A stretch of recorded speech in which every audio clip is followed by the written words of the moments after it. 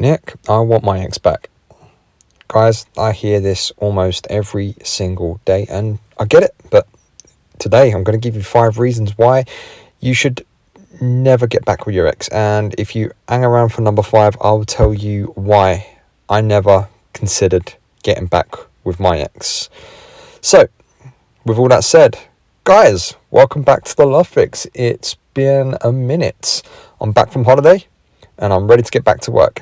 As always, I'm doing my best to get you through your breakups as healthily and as easily as possible. And if you need my help with your one-to-one personal breakup situation, email me at thelovefix20@gmail.com to set up a coaching session.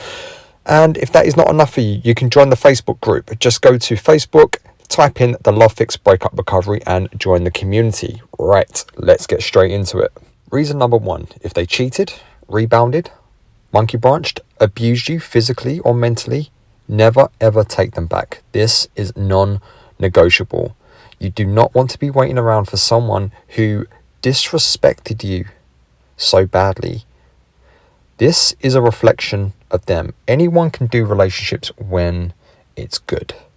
But when emotions are running high and people are having arguments, or they're on a verge of a breakup, or they're going through a breakup, this is when their true colours actually come out. And this is when you will see exactly what they're made of. Because, guys, if they start being nasty, if they've abused you, if they've rebounded, cheated, whatever, monkey branch, this was always within them. It wasn't the breakup that made them cheat or rebound. It wasn't you. It was always there. So you're getting a true representation of who they actually are during this moment. So you need to have enough love, self-value, self-respect, and validation all round to say, hey, I'm worth more than this, and I will not take you back. I do not want you back. The way you've treated me is a reflection of you, and I do not want the reflection of me being that I will allow this kind of behaviour. So take care, bye-bye, I wish you well with your life. Reason number 2, guys, they probably haven't worked on themselves. Now, I get it, you're the Dumpee and you have put the dumper, your ex, on a pedestal. You feel that the breakup was all your fault. But they brought shit to the party as well. That means they've got things to work on. So guys, unless it's been years, they probably haven't fixed the shit that they got wrong. They probably haven't fixed their toxicity. They probably haven't fixed anything.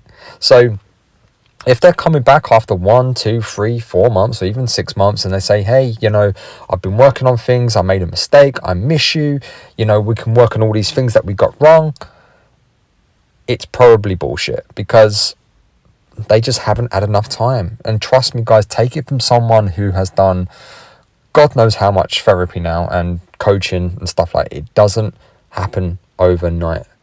And also, given that I've spoken to hundreds of you at this point, me helping you helps me find solutions to my problems.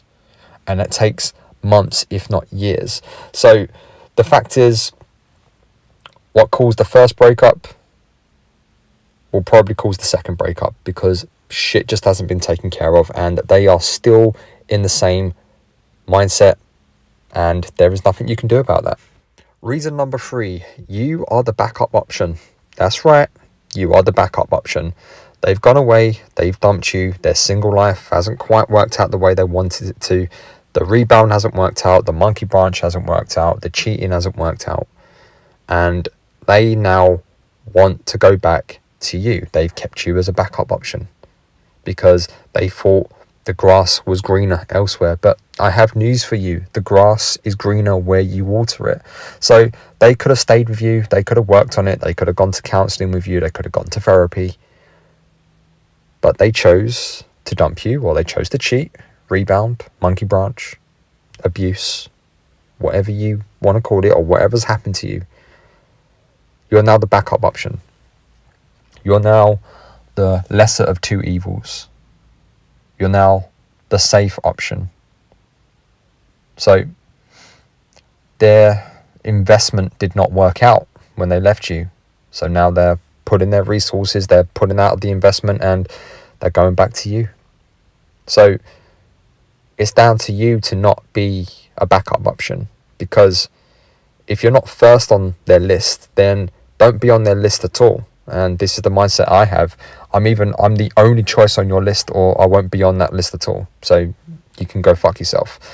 So I get that's probably hard to hear, guys. And when they do come back, it boosts your ego, it boosts your validation. You get all the feel good chemicals. You just feel validated, and every nerve ending and synapse in your body is going to be saying, get back with them. But you must tell yourself that I am no one's, and I repeat, no one's backup option.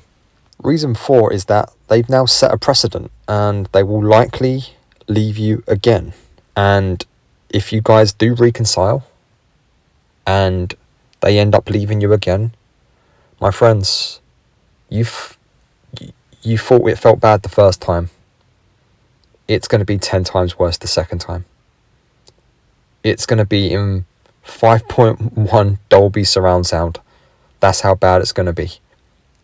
So when someone does set a precedent, they have a history. So to quote Mark Manson, actions never lie and words don't mean shit. It's one of my favourite sayings, one of my favourite quotes. So you need to judge people by their actions, not by their words, because if they've dumped you once, they will dump you again. And guys, I've been on both sides of this fence. I've been the dumpee, reconciled, got dumped again. I've been the dumper, reconciled, I dumped again. You have to be very, very careful. When people set a precedent, they will likely fall back to their default position. Avoidance will avoid, anxious will get anxious, anxious avoidance will get anxious and avoidant, cheaters will cheat, abusers will abuse, rebounders will rebound, monkey branches will monkey branch. Unless, going back to point number 2, that they haven't done the work, unless they've done the work, which takes years, they probably haven't changed and they will probably do it again. And also, guys, take it from someone that has reconciled with someone after years of being apart. They still didn't do the work on themselves. And I didn't do the work on myself. I thought I had it under control. So be very, very careful. Actions never lie. Words don't mean shit. Reason number 5, it's an addiction. Getting back with your ex is an addiction, because you will be temporarily soothing your anxiety. That's what you want to do. Your anxiety is so high that you will do and say anything to soothe it. And the best person in the world right now is your ex. Just hearing their voice will probably lower your anxiety by 30-40%. So you have to understand something, that when you get that dopamine rush, when you get the serotonin buzzing around, when you get that temporary reconciliation, it's an addiction. The addiction is your ex. Your ex is a dopamine delivery system. That dopamine makes you feel good. It makes the anxiety go away. But just like any addict that relapses, it makes it even harder to get away from it the next time. So I get that your anxiety is really high and everything, but let me tell you why. I never considered going back with my ex from 2.5 years ago, even though deep down I wanted to make it work. I never reached out. I never once looked on social media. I never once spoke to any family members unless they reached out to me. And I never spoke about the breakup. I never spoke about my ex. Because I knew what it would do if we got back together and it ended again. I knew it'd be 10 times worse. I started seeing my ex's faults for what they were. I started seeing how unhappy I was leading up to that breakup. Because I've mentioned in videos before, guys, 6 months before the actual breakup, I was considering breaking up with her. But I buried it and I tried to make it work. Okay, let's see what we can do. And I was the one that ended up getting dumped. So my instincts were bang on. I knew the relationship wasn't working.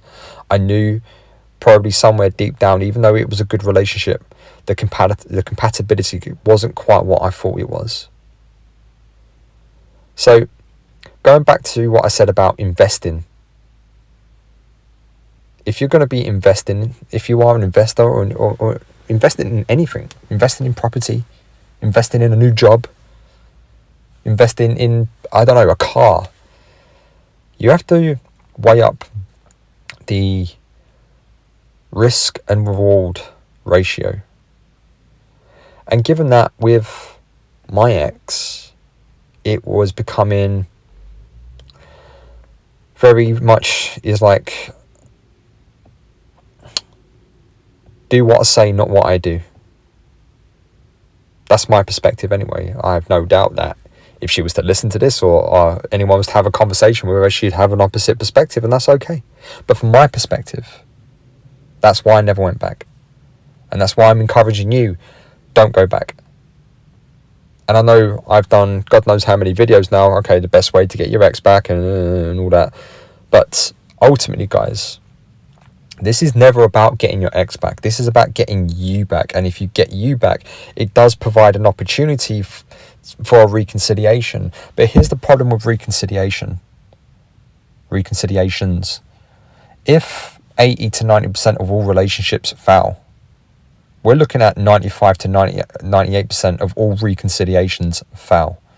So given those odds, if a surgeon come to you and said, hey, look, we've got this operation that could potentially take the pain away, but it's got a 98% failure rate, and that means you're deaf, I think most people would endure the pain and try to cure it another way. Because if a surgeon told me, hey, look, you've only got a 2% chance of survival here, I'm not letting that surgeon cut me open.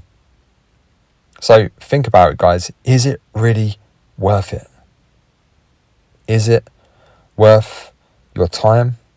Is it worth your mind? Is it worth your heart? These are the things that you must think about, because you've got every natural biological driver in your head, in your soul, in your heart, telling you to go back because it's safe. And I'm saying, fuck that. I'm saying get rid of the safety net, get out there and build a new life. Because guys, if you want to live happily ever after, you have to bring the happy. That means having a great single life. That means getting out there and learning to be alone, learning to be single, learning to have a great life without a significant other. Because when that person does come along, that great person that you want to be with, you need to know who you are. You need to understand and know that they are a want. They are not a need. They are an enhancement to your great single life, to your great happiness. And if they detract from that, then off they go.